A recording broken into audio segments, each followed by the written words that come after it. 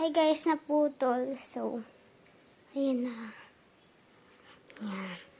Tapos guys, ayusin ko ulit yung camera kasi lalabas ko naman. Ay, huwag na pala. Kanta na. So, lalabas tayo. Let's go. Ayun yung baboyan namin. Oh, ayun o, ayun o. So, ayun naman si Papa papakain.